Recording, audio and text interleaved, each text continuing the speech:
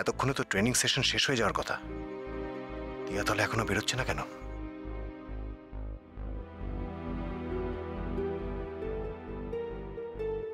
পেটে দেয় কিছু বলতে পারি না, যা বলে সব মেনে নিতে হয়। আর কত যে পাপ করবো ভগবান তুমিই জানো। ও দেখো হারু গজগজ করতে করতে আসছে এদিকে। হ্যাঁ, ও একাডেমিতে কাজ করে, কিন্তু মায়াঙ্কার ওপরে হাড়ে হাড়ে চটা। দাঁড়াও, ওকে ডাকি, মায়াঙ্কের খবর নেব। হারু, হারু! আরে দাদা তুমি কি রে, কি গজগজ করছিস? রোজ তোমাকে খিদিয়ে দেয়, তাও তুমি এখানে আসা ছাড়বে না। কি আর করি বল, টাকা পয়সা আটকে আছে, না এসে উপায় কি? সে কি আর জানি না, তবু বলবো একাডেমি থেকে তোমাকে তাড়িয়ে দেওয়ায় একদিকে তোমারই ভালো হয়েছে। এই নরক থেকে তো রেহাই পেয়েছো, কিন্তু আমাদের আর রেহাই নেই। মায়ং স্যারের কথা শুনে পাপ করে যেতে হচ্ছে কাঁড়ি কাঁড়ি। তা যত পাপ করাচ্ছে সে অনুমতি টাকা ঢাল, তা ঢালবে না। রে এসব কথা পাঁচকান হলে আর রক্ষে থাকবে না। আরে না না, আজকাল কি করে হবে? আমি তো আর একাডেমিতে নেই, ভয় কিসের? কি পাপের কথা বলছিস? একটু খোলসা করে বল না, মনটা হালকা হোক।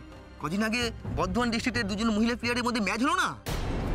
আর ওই ম্যাচে রাজু আছে না, আর ওই সুইপার ছেলেটা, ওকে দিয়ে কোর্টে ইচ্ছা করে তেল ফেলাল। ওই একজনকে ইচ্ছে করে হারিয়ে আরেকজনকে জিতিয়ে দেওয়ার ফোন দিয়ে আর কি। প্লেয়ারটার বাবার কাছ থেকে মোটা টাকা ফাঁকা খেয়েছিল হয়তো মায়ং স্যার, অথচ ওই কাজটা করানোর জন্য রাজুর হাতে ধরিয়ে দিল মোটে 500 টাকা। ওই কাজটা কত জীবনের ঝুঁকি ছিল বলো তো দাদা। পাবলিক দেখে ফেললে না একটাও হাত আস্ত থাকতো না। আজ আবার কার কি ক্ষতি করবে কে জানে। আর জিমের মেশিনে একটা স্ক্রু ঢিলে করে দিতে বলল, আমি আর কি করবো, স্ক্রু ড্রাইভার নিয়ে স্ক্রুটা ঢিলে করে দিলাম। ও মা, হাতে ধরিয়ে দিল 100 টাকা। সে কি রে, তুই এ কাজটা করলি? না করে উপায় কি দাসদা? আমার ঘাড়ে কটা মাথা আছে বলো তো, কথা না শুনলেই তো ছাটাই। তবে ওই মেশিনটায় আজকে যে এক্সারসাইজ করবে না, তার খবর আছে।